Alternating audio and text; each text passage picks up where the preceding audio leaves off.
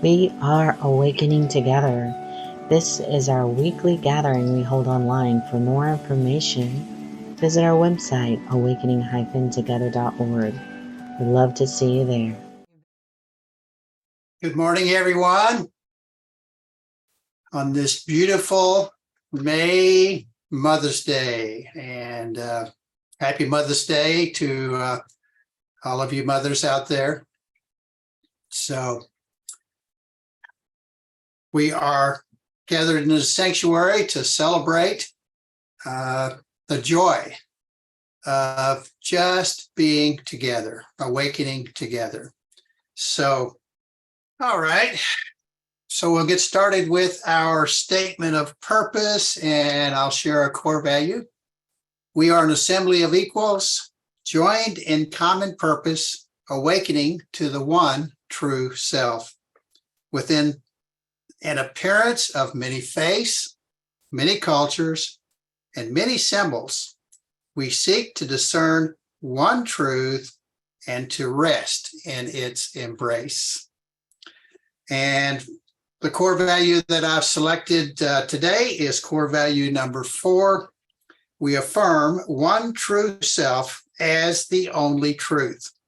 We live this value by embracing what is helpful on the path of awakening without idolizing any spiritual doctrine as truth. Yes, I shall not want. That could be our prayer today. So let's go to God in prayer. Good morning, God. Thank you. Thank you for the joy of being together with one another in one spirit for one purpose, to truly know and understand you. Help us to release these thoughts of separation, the fears, the doubts. Help us to focus on just the joy of being one with you. We are so blessed to be on this path. Thank you. Amen.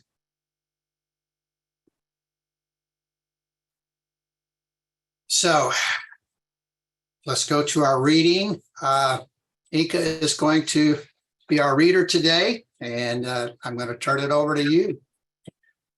Good morning. Gina Lake, Chapter 17, How to See and Experience Oneness. Oneness is something you can experience with your eyes. The eyes are also what reveal your oneness with one another, and that is what I want to talk about first. What I mean by this is that the eyes are the windows to the soul, and at soul level, you are all the same. Without getting too tangled up in terminology, all I mean by soul in this case is the one consciousness that pervades and animates all life. This one consciousness is peering out of every living thing's eyes. The particular kind of intelligence, whether it's human or animal, colors the experience of this consciousness. But the consciousness itself is the same. For instance, the experience of being conscious as a dog is different from the experience of being conscious as a human being because of the type of intelligence and programming that operates that consciousness, and yet the consciousness is the same. There is only one consciousness in all existence, and that is God. God is the consciousness that animates everything. You know God directly by experiencing your own consciousness and the consciousness of others. God is peering through your eyes and through every living being's eyes. There is only one being experiencing life through all these different forms. And that one being is what you call God. Why is this important? Knowing and experiencing this enriches your life. It helps you be aware that you're not just human. Not knowing or experiences leaves you feeling disconnected and at odds with life, which needs not to be your experience. Wouldn't all of you like to feel that you are connected and belonging to something greater than yourself? Yes, all of you would like this to be true, and it is. This is one instant of wishful thinking being actually true. Isn't it interesting that every human being wants this? Everyone wants to feel connected and part of something greater than oneself. This is fulfilling and allows you to relax and be at peace. You are wired, programmed to feel this way. You are programmed to know the truth about who you really are, that you belong to God and are an expression of God. If you were not programmed this way, if God were not, then God would get lost in the illusion of being a separate self. But that was not part of the design, as I have explained in other messages. God does not intend to get lost in creation, but to play within creation for a time.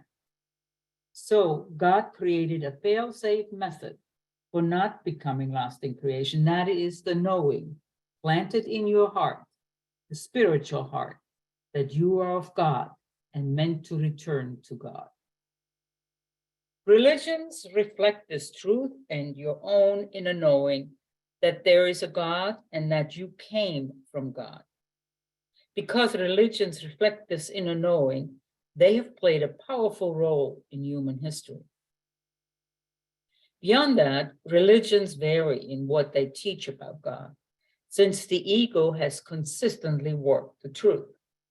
And yet, religion survives, in part because it acknowledges that what you know in your heart, there is a God or some intelligent force behind life that continues to be involved with life and can be felt within you. The problem is that people have also bought into the many untrue beliefs that are also part of religion. But this message today is not about that. Since God is alive within creation, it stands to reason that you would be able to experience God within yourself, within others, and within all of creation. This is the essence of spirituality. And to know and experience God in this way, you don't need religion. This truth is self-evident, while many other religious beliefs are not and deserve to be questioned. The truth that there is a God or a supreme intelligence behind life is self-evident because, as I said, you were designed to know this through your own experience. Those who don't recognize or experience this are either not allowing themselves to because they have contrary beliefs, or they are overly enmeshed in their ego. But that is always only temporary. Although that misperception may last lifetimes, eventually the truth emerges compellingly into one's awareness and cannot be ignored. Back to the eyes. The easiest way to see God in the world is to gaze into the eyes of a person or an animal that is at rest and at peace. I say at rest and at peace because that is when someone is aligned with their divine nature. If someone is not at peace, he or she is most likely lost in thoughts or in fight or flight, and the divine self will not be apparent in their eyes. This is one reason the divine is not more apparent in the world. Most of the time, most people are either lost in their thoughts or in ego-induced stress or fear. Your state of consciousness, whether it is aligned with the divine or the ego, with love or fear, is visible in your eyes and in your demeanor. It is also felt by those who are sensitive.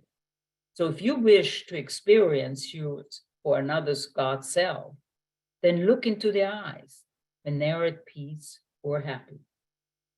A person's God self is easily recognizable by you. What you're recognizing is yourself in them. You recognize your commonality with them, your oneness with them. When you look into their eyes, it's like looking at yourself. You feel yourself in them as if you were inside them, looking out at you. This is a very subtle but profound experience, one that is felt on an energetic level. You might want to practice this with someone you love. Look into each other's eyes for a few minutes. Focus on just seeing without thinking anything.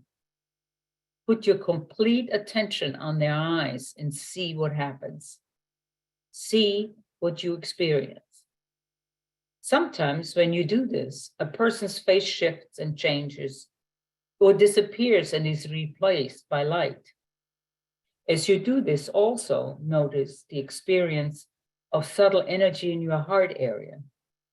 There's often a sense of fullness or expansion there. Most of all, notice the gleam in that person's eye. That is God peeping out at you.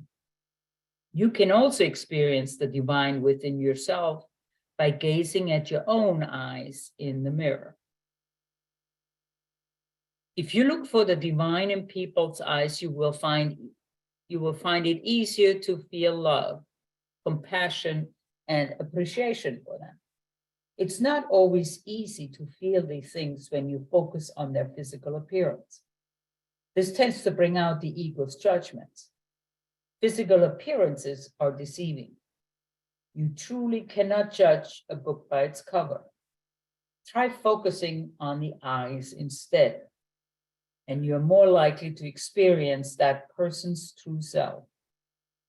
You will see into their soul to the extent that their gaze isn't clouded by fear and other egoic attachments. The other benefit of doing this is that if you look into someone's eyes, he or she is more likely to look into yours. And that may establish a deeper connection between you, whether that person is consciously aware of that connection or not. Try relating to others this way and see what happens. The other thing I'd like to talk about today is how your eyes are capable of seeing oneness. Since God is looking out of your eyes, it's possible to experience your world as God sees it. What interferes with that are the thoughts that run through your mind, which cause you to experience the world as the ego sees it.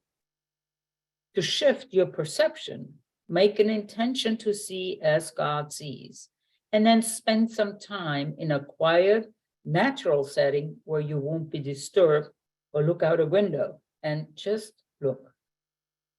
Do nothing but devote yourself to seeing. You can let your eyes wander from object to object, or you can focus solely on one particular object. This is a kind of meditation that I have sometimes called meditating on beauty. You're using the sense of sight to focus your mind. Whenever your mind wanders from just seeing whatever you are seeing to a thought, gently bring it back to just seeing. When you do this long enough, what you experience is a sense that what you're looking at is inside you. And if it's something that's moving, like leaves moving in the wind, you can, on a very subtle level, feel the leaves moving inside you. This is how you experience oneness with a tree or some other object. This is easier to do with plants and animals than rocks, since rocks don't move. but you can feel rocks subtly inside you as well. Then see if you can find a boundary between that tree or that rock or that cloud and you. Where is their boundary? If you feel those things moving inside you, then couldn't it be said that they are also exist within you? Who is this you that they exist within? Is there a boundary to this you? The subtle presence and movements of these objects are felt inside this sensing device you call your body. But how is it that possible if they're actually out there and you're separate from them? Could you be out there as well, not just inside your body? Is the body really a boundary? Is there a boundary anywhere? The truth is that you are not separate from anything. Regardless of how separate you may seem, you and everything else in life are awash in a sea of energy that connects everything. When something moves in that sea of energy, it can be felt and affects everything else in that sea of energy. You belong to that tree, that rock, and that cloud, and it belongs to you. In essence, you're no different from anything. You are beloved more than you know. How could we not love ourselves as we manifest in you and in every other form? We are you and you are us. You are our beloveds and we cherish your existence. Thank you for being open to this message. I'm with you always. Thank you, Inka. Perfectly read there. I had another selection for reading, but quite frankly, that would focus too much time on the readings. As I was going to share something out of NTI 3 John, but we'll see how the time goes.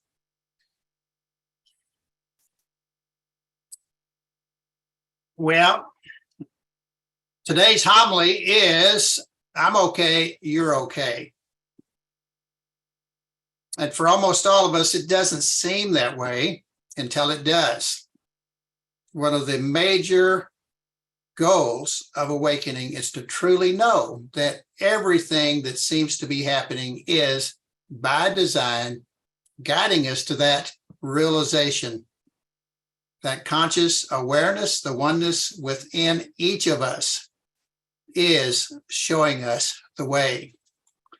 And so really, the primary focus of this homily is oneness. And Gina Lake really shared a lot about this theme. So, how to see and experience oneness is the title of her talk here. So oneness is something you can experience with your eyes. And she talks about how the eyes are the windows of the soul. As you look into another's eyes, you're really looking at yourself, the oneness, the true oneness, and you're looking also, you're seeing yourself look back at you. And so in that sense, everything is a mirror. You know, God sees only God. As long as we identify as a separate individual, we're just seeing this thought of separation, this I am not enough, generally. This book, I'm okay, you're okay, was written about 20 years ago or so. And he talks about transactional analysis, which we don't need to go into here, but basically he's saying that, we have three different programs within us. We have the child, we have the parent, and we have an adult in us. And unfortunately, we're programmed as a child primarily in negative aspects.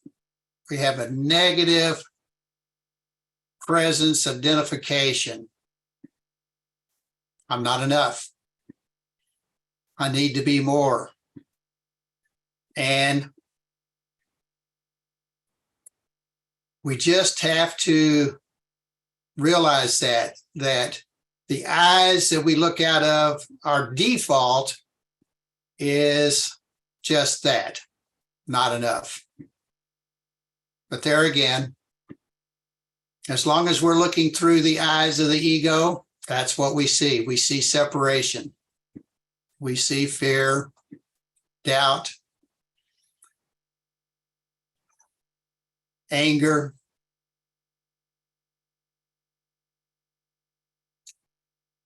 Henry David Thoreau said, men live lives of quiet desperation. That desperation is that thought in the back of our minds.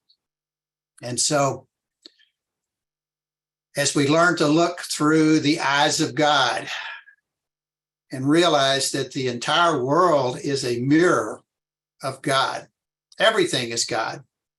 Every bit of energy, every atom, everything in the universe, in time and space, is God. That's not all of God, but that's the aspect of God that we can be aware of. So Gina talks about oneness is something you can experience with your eyes. And she says, what I mean by this is that the eyes are the windows to the soul. We all think we have, if we believe we have a soul, we believe it's our soul, our individual soul. But just as there's only one ego in truth, there's only one soul in truth. And that soul, you can think of it in many different ways, but, whether you call that the Holy Spirit, inner wisdom, or whatever, doesn't matter. That one soul is always there. It's always within us.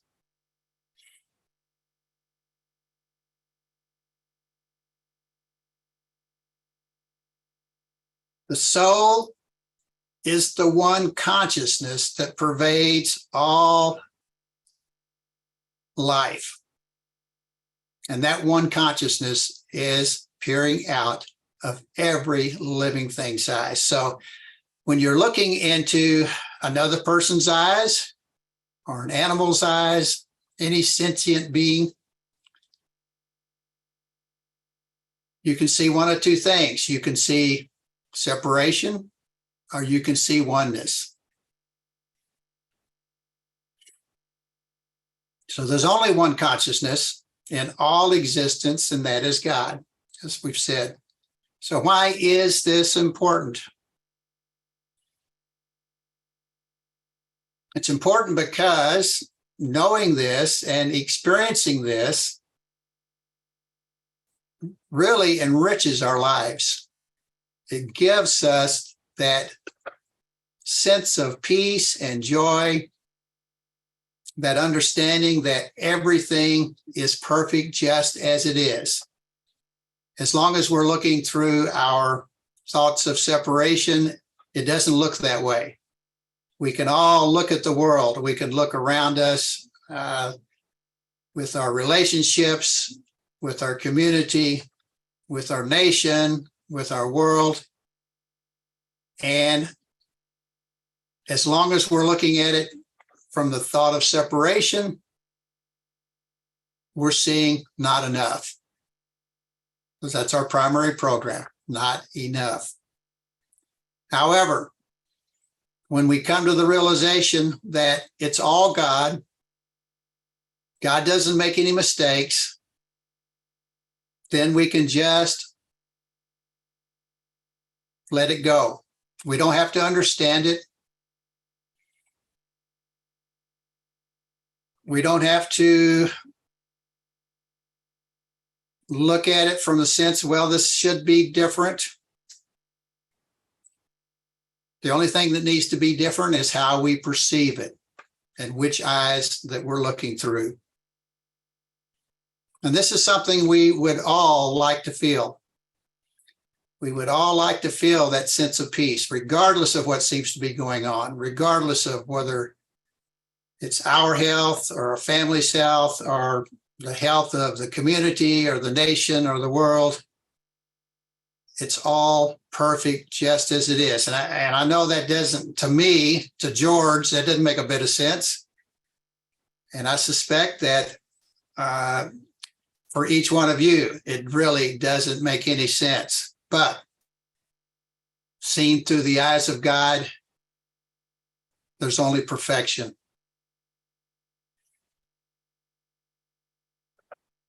That's the commonality as human beings. This is what we all want to realize, whether we acknowledge that or not. You know, we're lucky in awakening together in the non-dual community that at least we have a sense of a gold, a sense that even though we don't understand what's going on, that it's all perfect, that we can trust that everything that's happening to us and to what we perceive around us is just as it's supposed to be.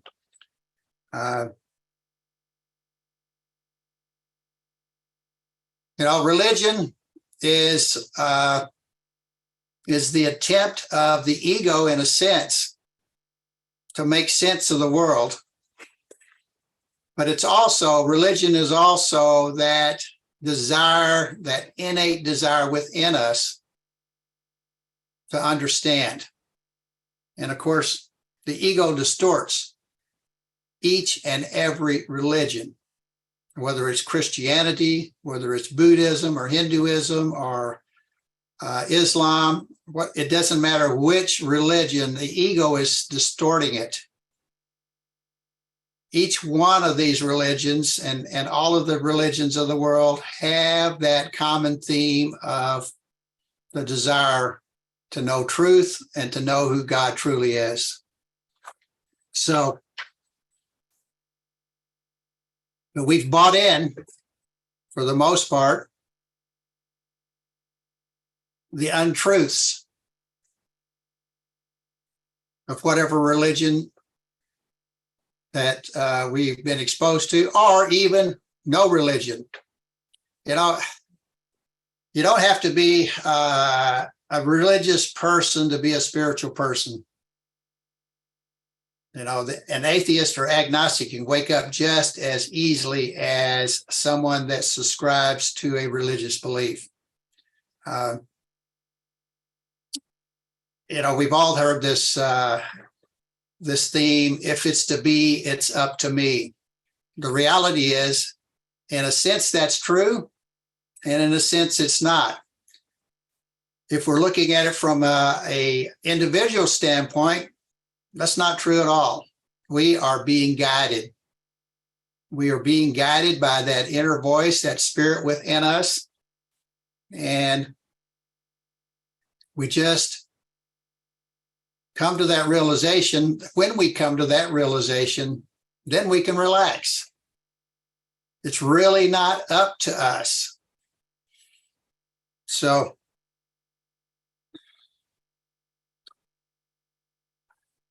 the good thing is everything in time and space, everything in this life, everything in this world is temporary. Truth is eternal. Truth is unchanging. Everything in time and space is constantly changing. And that's exactly how God created this. So we're lost in our minds. Most of us are lost in our minds. We've got this, it's like a radio station that's just beaming in, and we think that the thoughts that we're having coming through our minds are our thoughts. You know, for those of you who do Facebook or YouTube or any of the other media, public media, have you noticed that your Facebook page is unique to your personality? Whatever you're interested in, you get more of. Same way with YouTube. You start looking at YouTube videos, you get more of what you're looking at. And so in that sense, it seems to be individual. The ego programs us in that sense to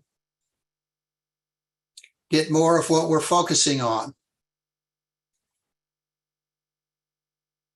So the trick is to focus on something different. Focus on the oneness of all that is.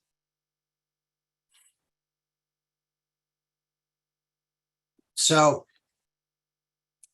Gina talks about the eyes. You know, we have a dyad retreat coming up. And in the dyad, you've got two people sitting across from one another and they're looking at each other's eyes. So really, they have an opportunity to focus for an extended period of time and just look at the eyes that are looking back at them and seeing that God within each of us. You can do that with a person. You can do that with a pet, an animal. In a sense, you can do that with nature. You know, nature's not really looking back as far as if you're sitting out there in nature looking at trees and grass and flowers, and you don't really think about it looking back at you, but in a sense it is. And it doesn't require any words, any thoughts to have that experience. That's one of the magic things about being in nature, which, in our modern society is much more uncommon than it used to be. So it's easy for us to get lost in our thoughts.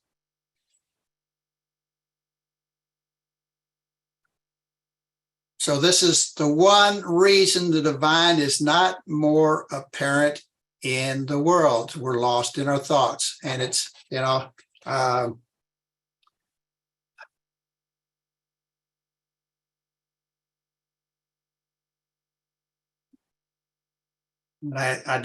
can't recall the name of the person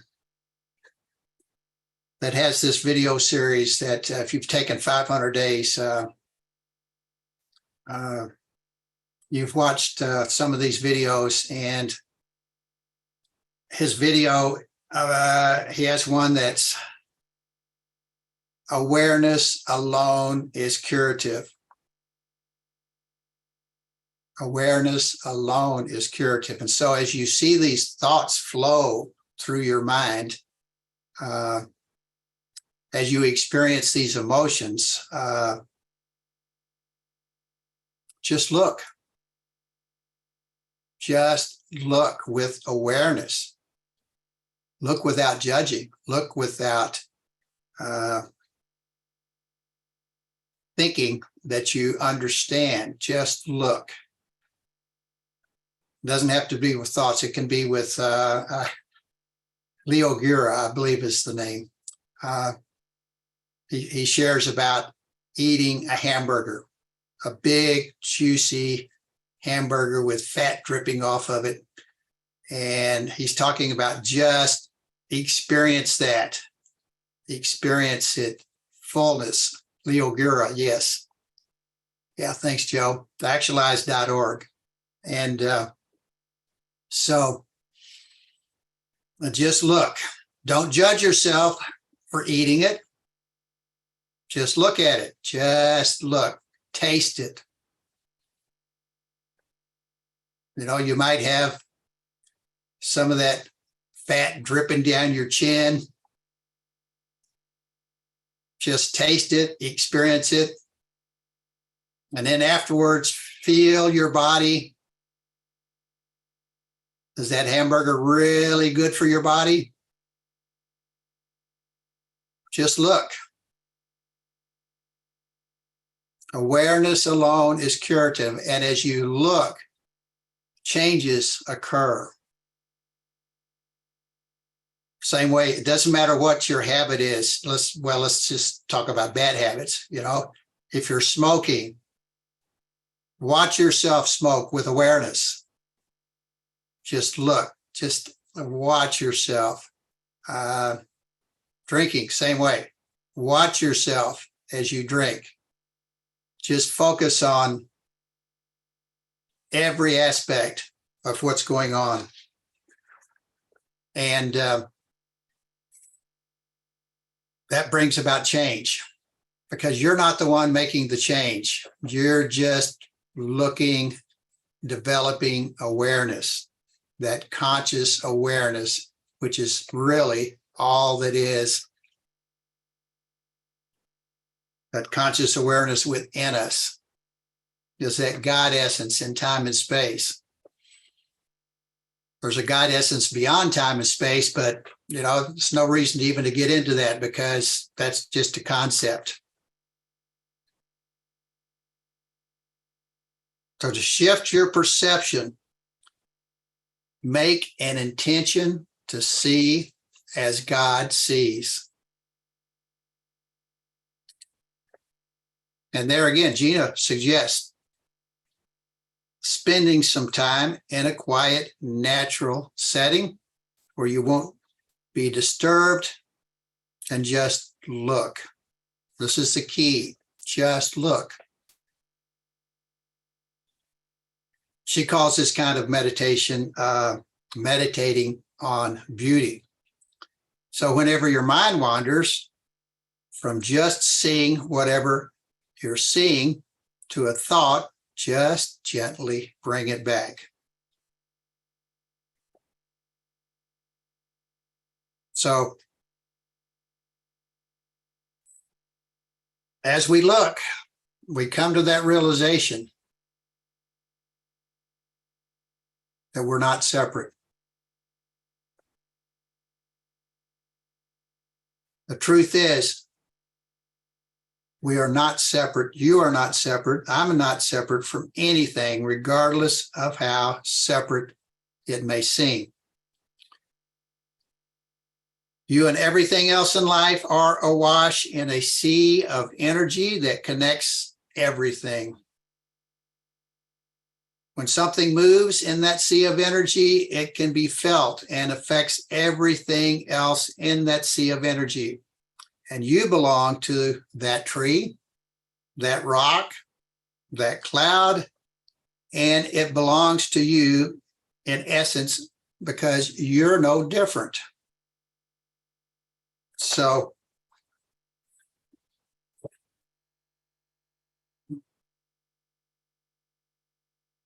well, let's go to, we are going to have time to go to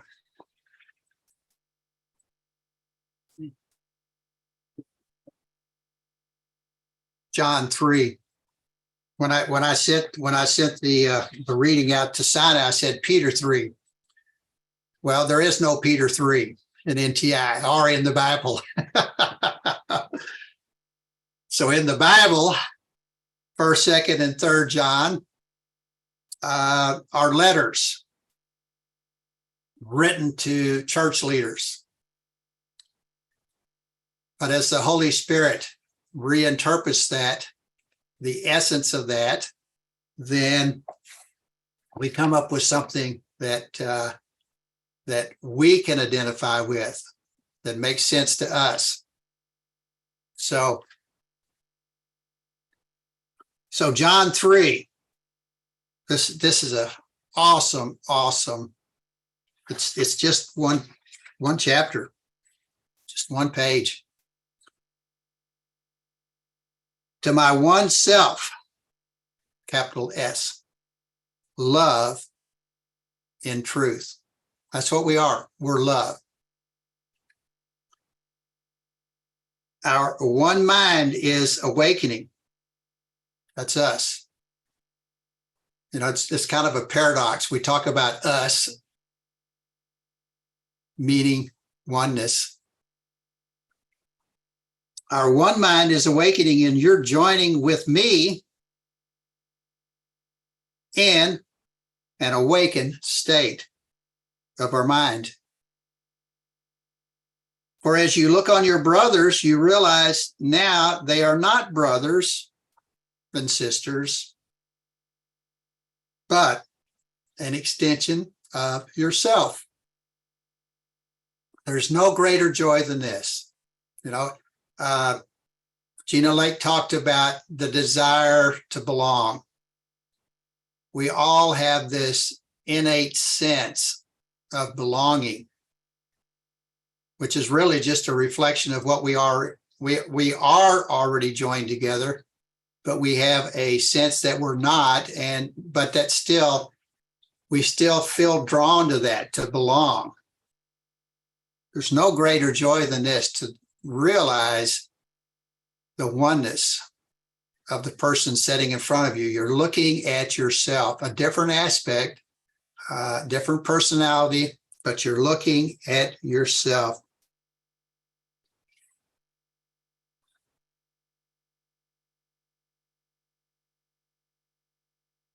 I'll go down here. The part of the mind that is not welcoming comes to your attention, but now you're able to see it and know that it's not you. You can turn away from unwelcoming thoughts because they are not the thoughts you desire. And the reality is all thoughts basically are not needed. They're not welcomed. Somehow, from an egoic standpoint, we think, you know, there's I forget.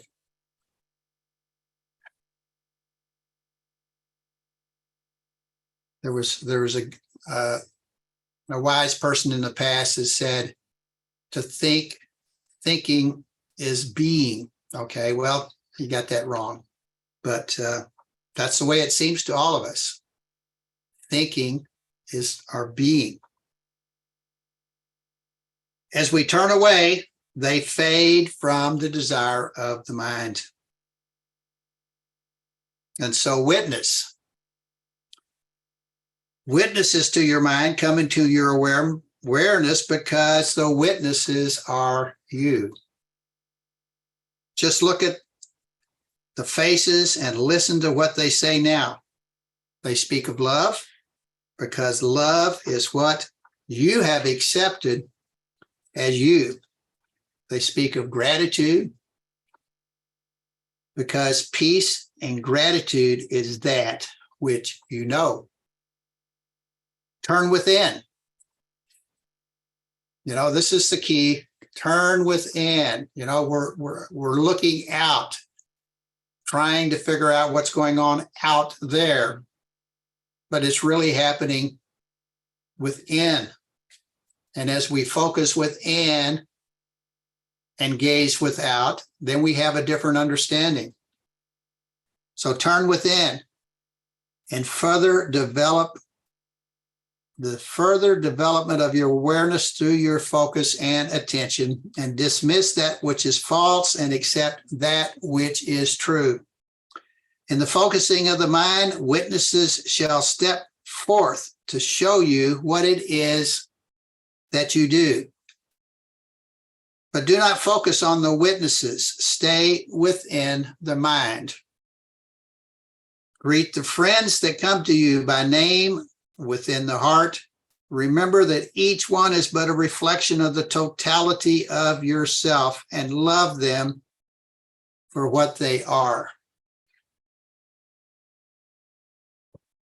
So let me close with a Rumi quote here.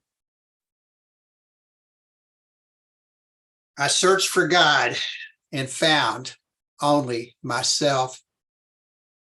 I searched for myself and found only God. Thank you. We'll never walk alone. You know, how blessed are we to be in this era where that we discover these fabulous, talented people that just a few years ago would have never been discovered. That was Susan Boyle, of course. So as a church, Awakening Together's primary form of income is your donations. So if you benefit from Awakening Together and the services we provide, please consider donating. So Sign has posted a link. And let's see, we've got a few minutes. Would anybody like to share about the homily or anything else? Beautiful. In the light of love. And I see in the chat that says, love is present now. You know, we're so fortunate. We're blessed. And yet, each of us has been on this path as long as we've been in this body, from the birth of this body, and we will continue on this path till the death of this body. So we get to choose how to experience as we go through time. We can release the judgment and the fear that is so pervasive in the world. We can be the answer. Not that we're better than anybody else, but we have that awareness that, you know, we don't have to go out there to change people. We only have to change ourselves. And as we change ourselves, each one of us, as we change ourselves, we change the world. We change how the world is perceived. So I see we're at the end of our time here, and thank you all for being present. Thank you for being here. I'm going to turn it back over to Sina. Love you guys. Been watching our online gathering. It happens weekly on Sundays at 10:15 a.m. Eastern Time. To join us live in the sanctuary, visit our website, awakening-together.org. You'll want to click on Online Sanctuary in the main menu, and then in the drop-down menu, look for How to Enter the Sanctuary. Right there at the top of the page is a clickable link. We'd love to see you in the sanctuary and join with you in fellowship. Thank you again for watching. Also, please know that if you'd like to stay connected via the Awakening Together channel here on YouTube, you can subscribe and hit the bell for more notifications. We hope to see you in the sanctuary.